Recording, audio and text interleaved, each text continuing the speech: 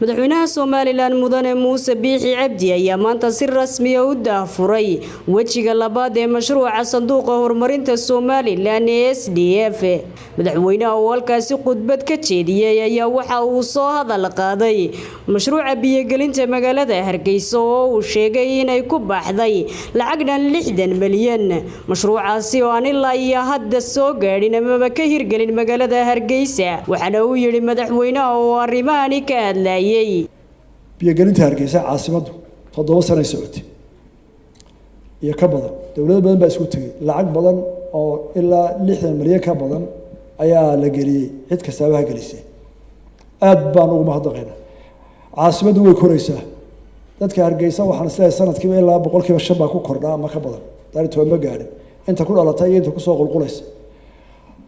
waxaan doonaynaa markaa inaan qodob isla garanno maanta SDF oo joognaay waxa la sameeyay 67 sanadood iyo lacagta inta leeg xoogeedii 90% waxay ku baxday infrastructure qasabadihii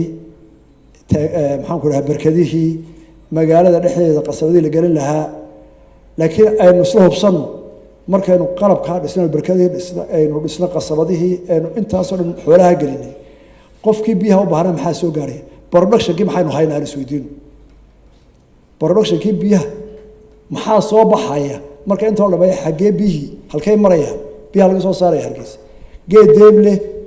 14 ceel baa shaqeeyay marka hadii loogu batay 6 kala lagu dari karaa ma gaari karaan 40% magaalada Hargeysa guryaha dhisan maanta iyo qasabada soo saarkay waxaan qabaa waxaynu u baahanahay in la isticmaalo in production-kii halkii biyo laga heli lahaa la diyaariyo oo aan qabo ta ugu dhib yar waa in la sameeyo dhaamam waaweyn saddex dooxe geed deeble maraa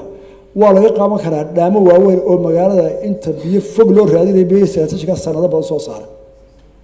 kharash badan ma aha markii la xisaabiyay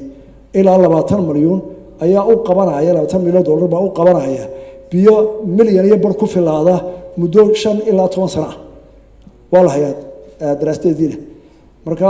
qolada steering committee-ga iyo SDF iyo cidii kale ka qayb qaatay biyaha Hargeysa waxaan leeyahay waynu wadnaa infrastructure-kii biyihii magaalada ku filan lahaa waa in la qabtaa waxaana soo socota dhibaato ay wada ognahay 20 sanadood boodaa dhaaminayay waxay ka dhaminayaan ceelo gaagaaban way sii durkayaan maalin ba ceelasha badbaagaya sanadka waan roona sanadan roob baa daay laakiin hareeraha magaalada ka xiga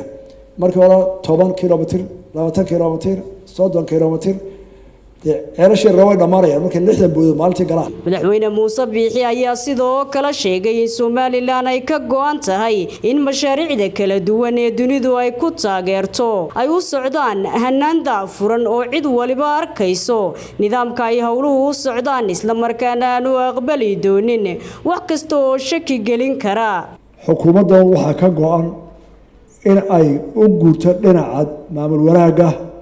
yaraysa dhaliiraha ka yimaada habka dhaqaalaha loo maamulo iyada oo uu hogaaminayo wasiirka maaliyaddu oo uu aad ugu dadaalay inay hirgalo mashruuca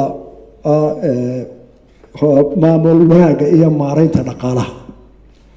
waxaan ku dadaalaynaa inaanu xoojino maamulka mashaariicda meel heer wanaagsan aanu ka gaadhay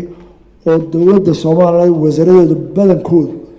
ay wasaaradu ka adag yihiin mashruuca si loogu talagalay inay u hirgeliyaan iyaga oo la shaqeynaya hay'adaha maalgeliyay ixtiraamna siinaya cid kasta oo la taageertay waxa kale oo naga go'an dawlad ahaan in mashaariicda horumarineed ee Soomaaliland lagu taageerayo dhammaantood ay maraan wadadii loogu talagalay oo ay xagga dawladda Soomaaliland wax dheer ka imanin haday dhaqaalaha tahay iyo haday maamulka tahay munaasabada uu madaxweynaha Soomaaliland ku daafuray sanduuqa SDF sidoo kalena ay garwadeen ka ahayd wasaaradda qorsheynta iyo horumarinta qaranka Soomaaliland ayaa waxa sidoo kale ka soo qayb galay xubno kamid ah golaha wasiirada madax ka socotay dalalka Soomaaliland ka taageera sanduuqan ee Denmark, Holland iyo Ingiriiska agaasimayaal iyo marti sharaf kale oo tiro badan